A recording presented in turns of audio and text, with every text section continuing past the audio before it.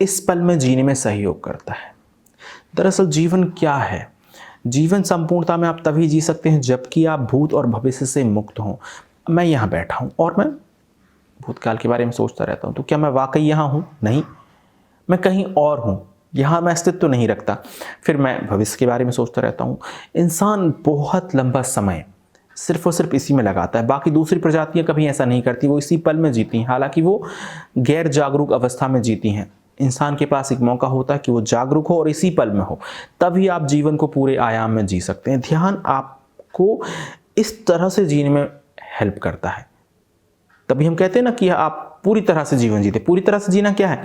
भूत भविष्य से मुक्त होना, कल से मुक्त होना, किसी भी तरह के कल से, पीछे वाला कल और आगे वाला कल। हमारे लिए दोनों हमने एक ही शब्द यूज करा क्योंकि ये दोनों एक ही चीज हैं।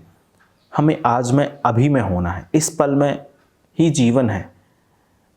पीछे पल मृत्यु है, आगे पल मृत्यु है, इस पल जीवन है। तो हमें जीने में सहयोग करता है, हेल्प करता है इस बात को समझने में। अगला हमारा है अंदरूनी शांति, इनर साइलेंस। भीतर से हम बेचैन हैं। मैंने कहा सब कुछ है, किसी चीज़ की कोई कमी नहीं, किंतु एक बहुत गहरी बेचैनी हमारे जीवन में होती है। क्या करें हम, क्या ना करें? बैठे हुए हैं तो बेचैन है, हम चल रहे हैं तो बेचैन है, सब कुछ ठीक चल रहा है तो बेचैन है, कुछ थोड़ा सा गड़बड़ हुआ तो बेचैन है। बेचैनी हमारा पीछा नहीं छोड़ती। ध्यान करते हैं, कुछ समय समझ बढ़ती है, शरीर हमारा स्वस्थ होता है, मन स्वस्थ होता है, मनोशारीरिक संबंध स्वस्थ होते हैं, हमें एक बहुत गहरे स्तर की समझ उतरती है और कई बार वह समझ हमारे अंदर बहुत भीतर गहरे में बहुत अच्छी शांति, बहुत गहरे स्तर का प्रेम लेकर आती, और वही प्रेम जो है वह हमें और अधिक आनंदमय बनाता है। अगला हमारा है कि हमें एक ऐसी भावनाओं की ओर लेकर जाता है जहाँ पर हम एकाकार की भावनाओं को महसूस करते हैं। ध्यान के बहुत बड़े बदलाव में ये होता है कि हम अभी तक जो ये देखते थे, हम किसी का शोषण क्यों करते हैं? क्योंकि हम उसे अपना मानते ही नहीं हैं, या हम ये मानते ही नहीं कि हम सब एक ही हैं। क्या किसी का शोषण करने? यदि हमने किसी का शोषण किया तो दरअसल हमने अपना ही शोषण किया है। हम एक ही वृक्ष से पैदा हुए फल हैं, और यदि हम शोषण करते हैं तो कहीं ना कहीं हम अपनी जड़ों का ही शोषण कर रहे हैं। हम जुड़े एक ही जगह से हैं। ये जो भावना है हमारे भीतर बहुत गहरे स्तर पर आ जाती है कि हम सब एक हैं, कोई दूसरा नहीं, कोई अलग नहीं, बस ये अस्तित्व है जो अलग अलग हिस्सों में बट गया है और खुद को एक्सपीरियंस कर रहा है।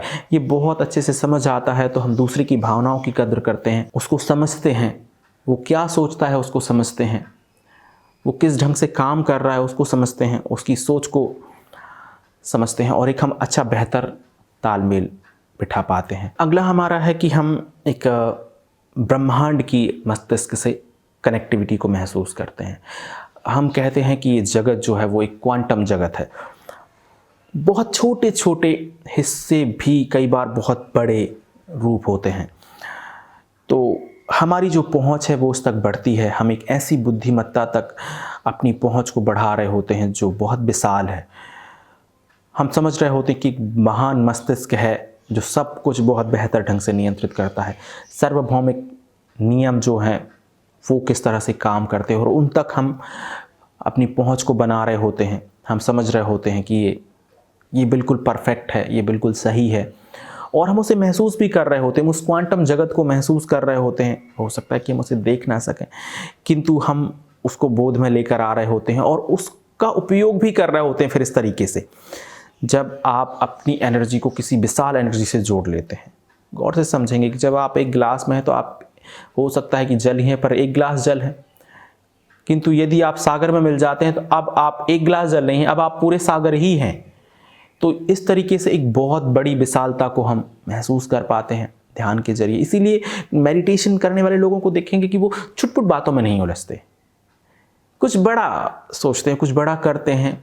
ये नहीं करते तो भी बहुत गहरे स्तर पर शांत रहते हैं, क्योंकि वो इतने विशाल का अनुभव कर चुके होते हैं कि अब ये क्षुद्र बातों में वो अपना रस नहीं लेते, आएगा ही नहीं।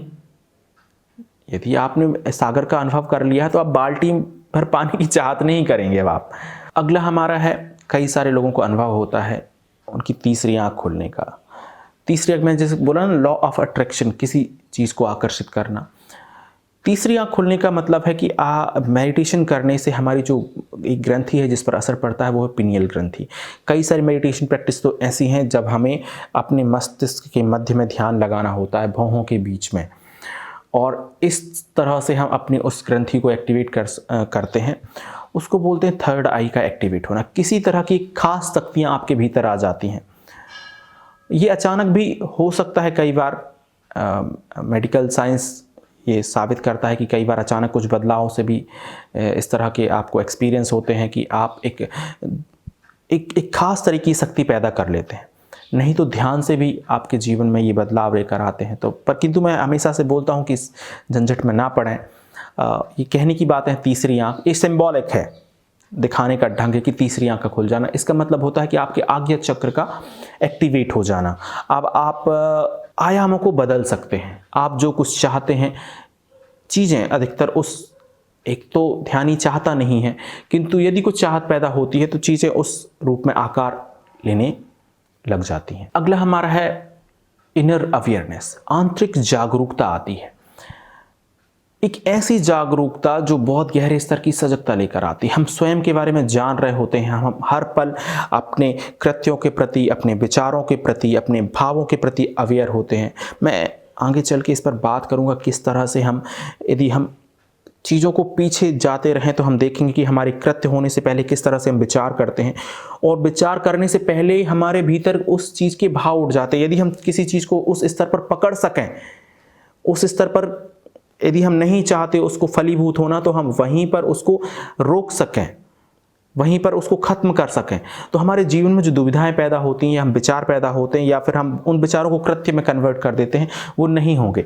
कई बार एक अनियंत्रित वासना को ख़त्म करने के लिए, उससे ऊपर उठने के लिए ये बेहद ज़रूरी हो जाता है कि आप बहुत गहरे स्तर पर जागरूक हो। ज्यों-ज्यों आपकी जागरूकता बढ़ने लग जाती है, आप मन के स्तर पर, शरीर के स्तर पर, मन के स्तर पर और फिर भाव के स्तर पर चीज़ों को पकड़ने लग जाते हैं, और वहीं उसके लिए अलर्ट हो जाते हैं कि ये एक गलत डायरेक्शन में हो रहा है। आपने मुझे इतना स्नेहपूर्ण और प्रेमपूर्ण तरीके से सुना, उसके लिए बहुत धन्यवाद।